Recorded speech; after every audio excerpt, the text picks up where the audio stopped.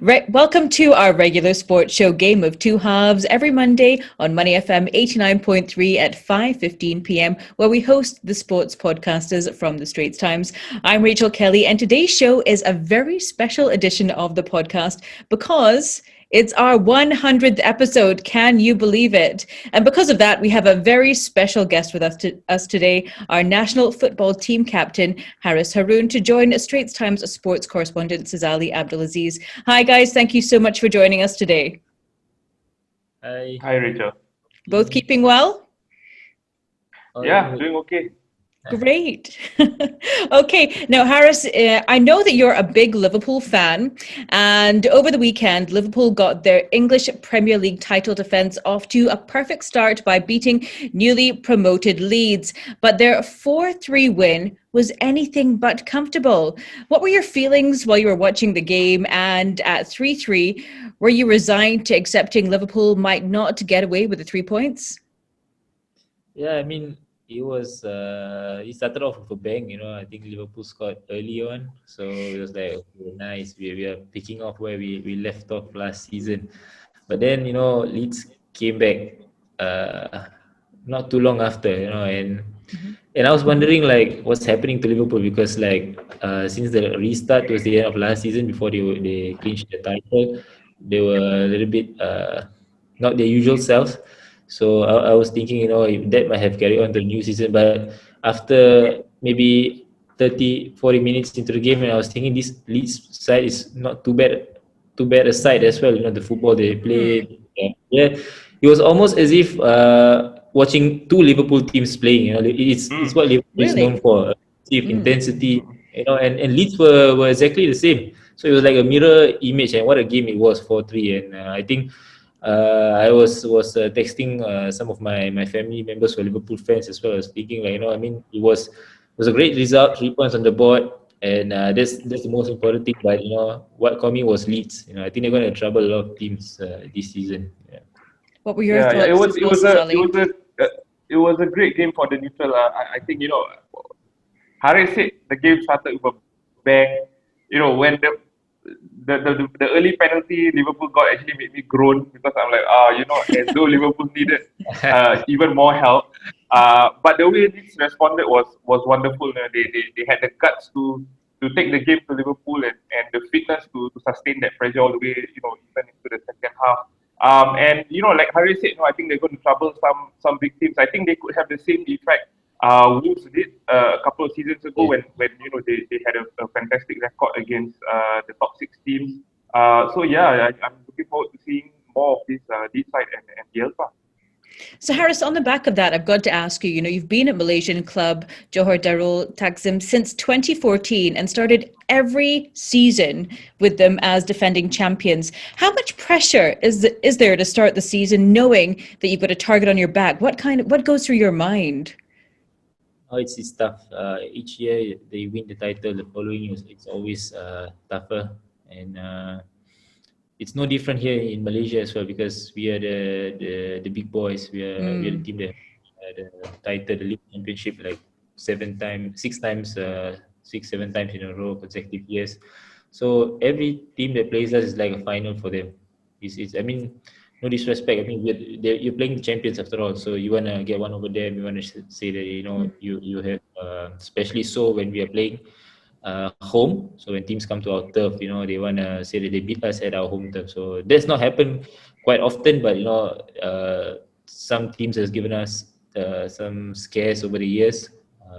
And it's always a big pressure, but pressure in a good way, because when you're the bigger team you are, the more pressure there is, more expectation there is. So you just got to live with it. That's the life of how a career of a professional footballer is. Yeah.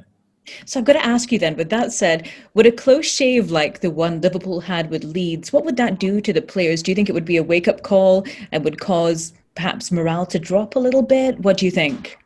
You have to be mentally really strong. I think both ways actually, depends on the team. The people that you have in the team, you have to have characters in the team. So if you're champions,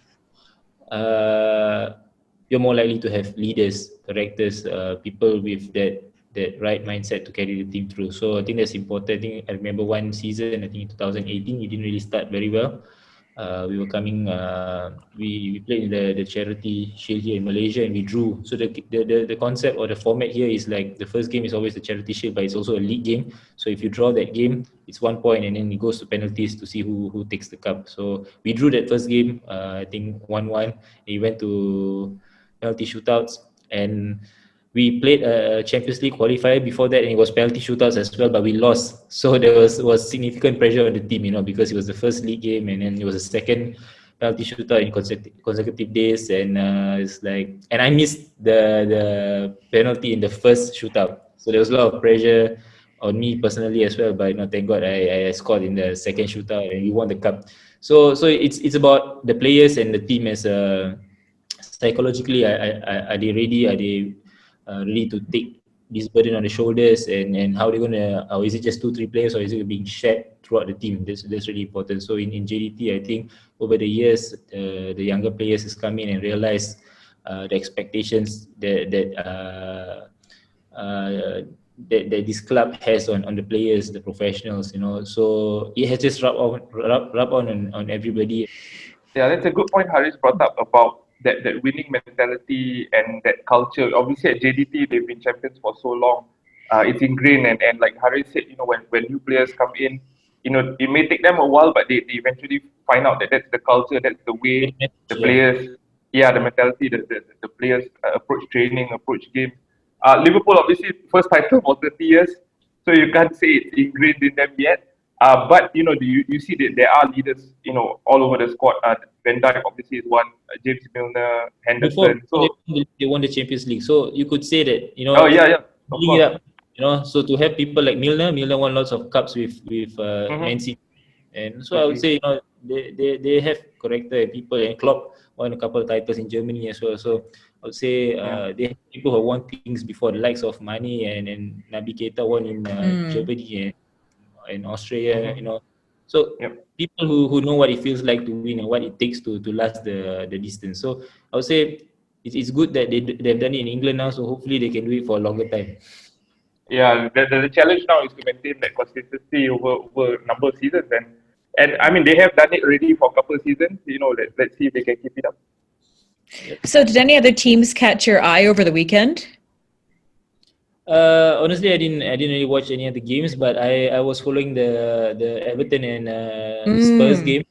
Everton came away with 1-0 result, and that kind of surprised me. But with the signings that they have made, the likes of James Rodriguez, Allen, I think there's a big statement being made on this blue half of Merseyside. So I think they want to watch. Still the first game, still early days. I think Mourinho will be under a lot of pressure because he's not lost the opening game of the season in his career before. This is the first, and I've been watching some of the All or Nothing series on Amazon about Spurs, and it seems like there's a lot of pressure going on in the club because the way that the way they think, the way they play, I think it is changing a little bit with Mourinho coming in. His style is totally different from what has ingrained in them. So I think that's going to take a little bit of time. Plus the opening day loss, I think adds a little bit of pressure to the team. But they are a big club, and I think they will find a way around with Mourinho at the helm. Yeah, Everton did look very solid. Exactly what Hariss said. I think Mourinho. I felt the performance of the players was a bit disappointing. They looked almost a bit tired and uninspired. And even after the game, I think Mourinho himself criticized them in terms of their pressing from the front. He actually used the word lazy. They have a difficult fixture schedule ahead, and things don't look great for them. I think because we mentioned last week when we discussed the All or Nothing documentary that Mourinho has come in. He's seen a bit as a savior, because Spurs have not won a lot in the last 2 decades. So he's seen as the guy who changed everything for the club. And like Hariss said, I think he's under huge pressure to deliver because that's his only KPI. Win silverware. He's mentioned a couple of times that this is not his team, not his play. So I think that's putting a little bit or indirectly saying to the club that he wants to go out there and splurge and splash the cash and get the players that he wants. But of course, in the midst of this pandemic, I think clubs are a bit cautious in spending. And also Spurs, have a spanking new stadium that they spend lots of money on. So we're not sure about whether they're gonna splash the cash. But I think that's one to look out for in the future. We know how Man United turned out for Mourinho, even though he spent a lot, but it didn't really work out there. So at least for the Spurs fans, I hope it turns out and they win a FA Cup or something. So yeah, that'll be one to look out for in the future. Yeah. Well, we've come to the halfway point of our podcast. Now, if you like the Straits Times Game of Two Halves, you can listen live on Money FM 89.3 from 5:15 p.m. every Monday, or you can subscribe to hashtag Game of Two Halves on Apple Podcasts, Google Podcasts, or Spotify, and like us and give us a rating. Now, still ahead, we'll reveal our Game of Two Halves moment of the week. But first, we still have a national football captain, Hariss Harun, on the 100th episode of our show. Now, Hariss, you are actually still on the mend from an injury. Can you tell us more about how you picked it up and how your recovery is going? Yeah, I got injured early this year in March, early March, during a training session before the AFC 23 game. So yes, I've been out since. Haven't played any games, and I found out later on that I had to come do surgery to get it rectified. And I came back to Singapore to do the surgery, and have been in Singapore since. I only came back to Malaysia like 2 weeks ago. So I'm continuing. I was doing my rehab in Singapore because I was unable. The border was closed, so I was unable to return to Asia. Last phase of my rehab here right now, and hope to be back soon on the pitch. Good. So good to hear that you're back on the mend. And I wanted to ask, one of your last matches before the pandemic enforced break was against Vissel Kobe in Japan.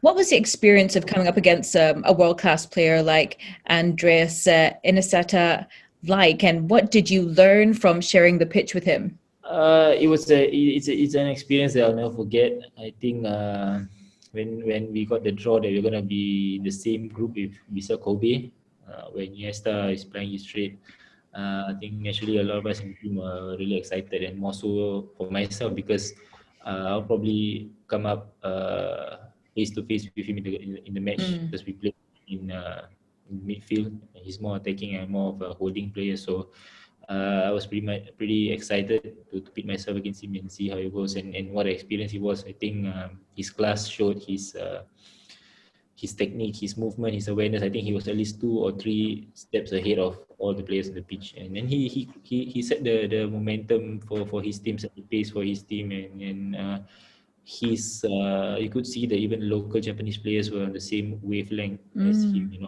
I think he just push spur the team on to a higher level. Yeah, so I think that speaks about the man himself. I've said this so many times. The third best player behind Ronaldo and Messi, I think at the Ballon d'Or once. So that speaks a lot about his class. Yeah. I think Hariss doesn't. Rachel, sorry. I think Hariss doesn't realize.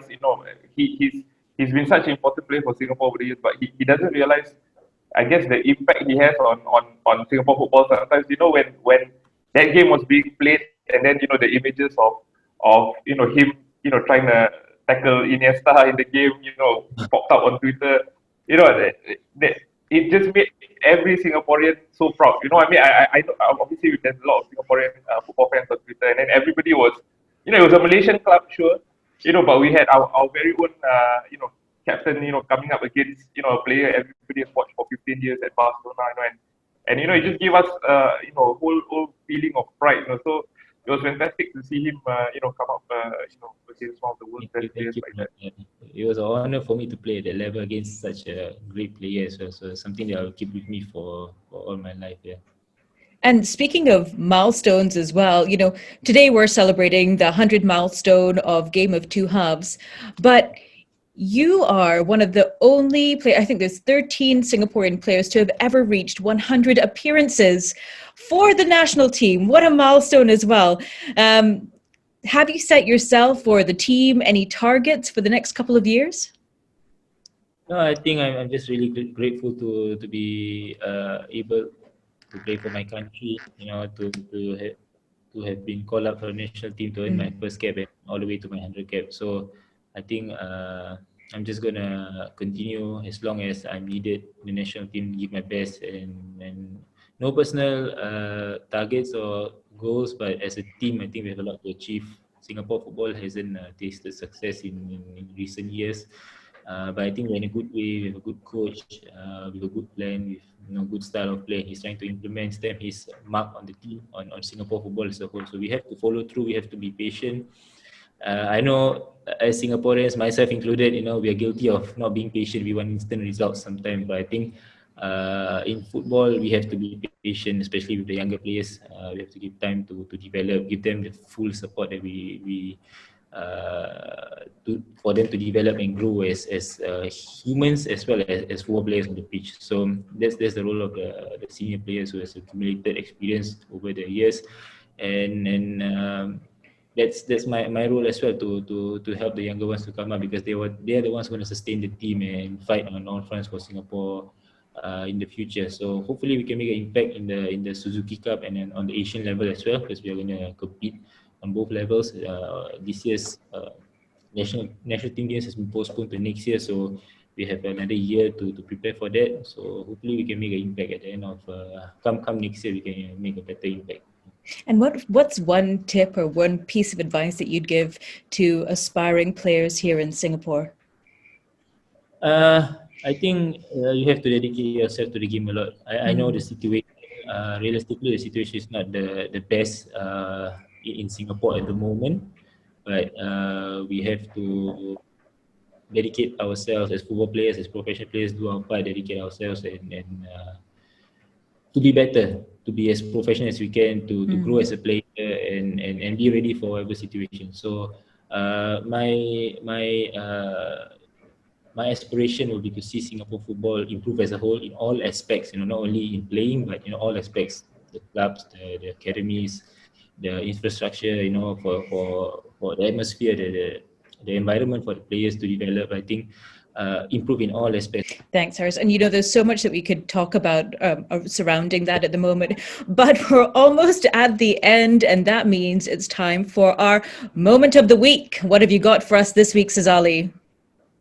Yeah, I think this week's the past week's moment of the week was found at the US Open, where Naomi Osaka won the second title and the third Grand Slam.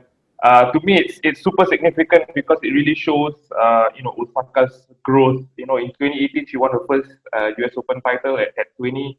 The moment was basically overshadowed by controversy because of Serena Williams having the dispute with the umpire. And now 2 years later, she's blossomed into this strong, confident athlete who is highlighting racial inequality while also doing well on court. So and she's really a wholesome person, really as a whole. I spoke to her before in 2015 when she was in Singapore for a Rising Stars Invitational, and she said she wanted to emulate Serena Williams and eventually surpass her 21 Grand Slams at the time. Now she's obviously Serena's got 23. And I told the story before. One of my editors actually said, basically he said, don't be stupid lah. She's only 18. What are the chances of her going on to have a great career? But she has already got 3 Grand Slams now. And hopefully she does go on and at least gets close to Serena Williams' tally. So that's my moment of the week. Wonderful. Well, there goes the final whistle on our sports discussion of the week. We hope you've enjoyed listening to us, and a very special thank you to our special guest today, Hariss Harun. We thank you so much for joining us. Thank you. It's an honor. Thank you so much for having me. Thanks. So we hope everyone's enjoyed listening to the podcast this week. Thank you as well, as always, Sazali. Thanks, Rachel. Thanks, Hariss. Thank you.